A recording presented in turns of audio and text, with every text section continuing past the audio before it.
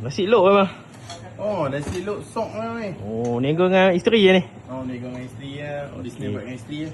Okey, bagi saya nasi satu, nasi putih. Nasi tu boleh bang. Kat sini nasi putih je. Oh, kat sini ada nasi putih lah. Okey. Cukup bang? Bagi cukup. Cukup ah. Okey. Kita nak Abang nak makan apa? batang pisang.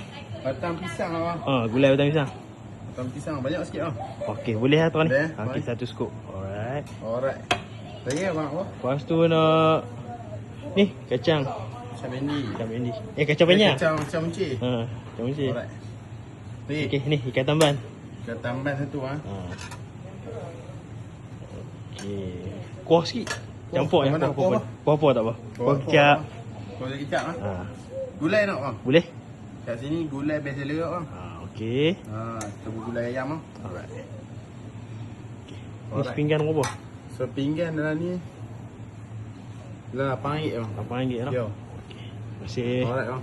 Nak makan bang. Kat sini kita ada tambah masin, kita ada gulai ikan, kita ada kacang buncis. So sini pajeri nanas, pajeri terung, sambal ayam. Ni tahu telur. Okey. Apa? Tengah.